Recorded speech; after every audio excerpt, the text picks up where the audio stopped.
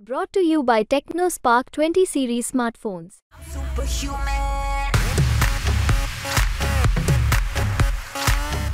क्योंकि देखिए पशुपति पारस जी जैसे एक्सीडेंटल यहाँ के एमपी थे।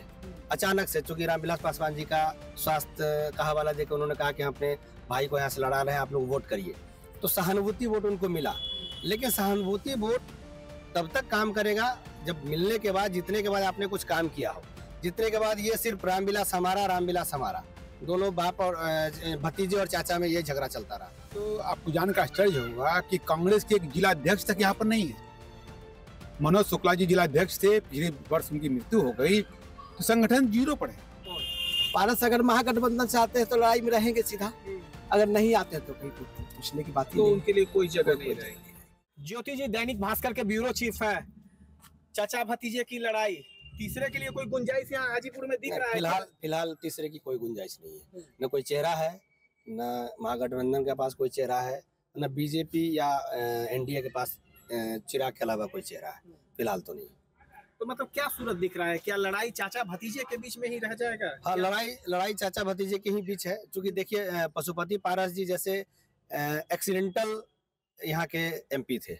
अचानक से चूंकि रामविलास पासवान जी का स्वास्थ्य का हवाला देकर उन्होंने कहा कि हम अपने भाई को यहाँ से लड़ा रहे हैं, आप लोग वोट करिए, तो सहानुभूति वोट उनको मिला। लेकिन सहानुभूति वोट तब तक काम करेगा जब मिलने के बाद, जीतने के बाद आपने कुछ काम किया हो। जीतने के बाद ये सिर्फ रामविलास हमारा दोनों बाप और भतीजे और चाचा में ये झगड़ा चलता रहा। तो विकास तो कुछ दिखा नहीं लोगों को। चिराग को एक्सेप्ट कर लेंगे हाजीपुर की जनता तो ज्यादातर वोटर चिराग के साथ है।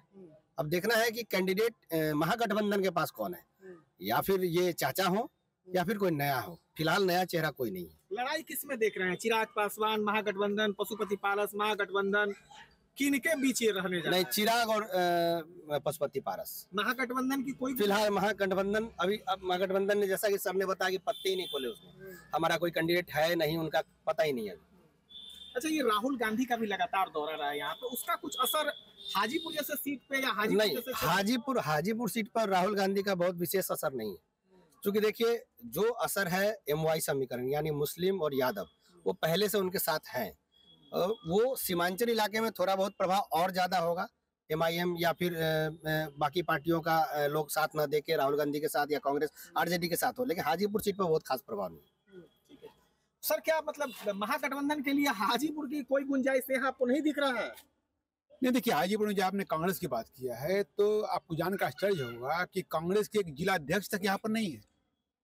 मनोज शुक्ला जी जिला अध्यक्ष थे, पिछले वर्ष उनकी मृत्यु हो गई, तो संगठन जीरो पर है। 77 से पहले जब सुरक्षित सीट नहीं हुआ था, उससे पहले कांग्रेस के ही सांसद रहे, 4 टर्म यहाँ पर सांसद रहे। बस आरक्षित सीट होने के बाद से कांग्रेस ने तो कैंडिडेट को उतारी और उनका संगठन मजबूत हुआ। तो राहुल गांधी के दौरा का या आने के दौरा का यहाँ पर नहीं है। यहाँ आरजेडी का वोट बैंक है। तेजस्वी जी राघोपुर से बिलोंग करते हैं, लालू जी का क्षेत्र भी रहा हुआ है। तो जो आरजेडी का वोटर है, एमवाई समीकरण या जो कहिए, वो कुछ वोट है जिनके हमें लगता है जिनकी बदौलत यदि पारस जी को आरजेडी कैंडिडेट बनाती है तो वो उनके वोट में सपोर्ट होगा। ठीक है ना?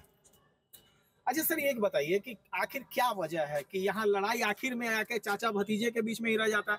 महागठबंधन हाजीपुर में क्यों अपने लिए जगह नहीं बना पाया, आरजेडी हो या कांग्रेस हो? वजह इसके पीछे क्या? क्योंकि अभी तक वजह यही रहा कि वजह जो है विकास का मुद्दा रहा। पासवान जी 4 दशक तक लगातार यहाँ रहे, जीतते रहे, काम भी किया उन्होंने, तो एक चांस तो लोगों ने दिया, पासवान जी के कहने पर ही चांस दिया था, लेकिन उस विश्वास पर खड़े नहीं उतर सके। नहीं, हम अगर महागठबंधन की बात करें, आरजेडी अपने लिए जगह क्यों नहीं, यहाँ पे कोई ऐसा उम्मीदवार क्यों नहीं दे पा रहा है, या कांग्रेस वजह क्या है कि वो अपना जगह यहाँ पे नहीं बना पा रहा है? नेतृत्व का, क्योंकि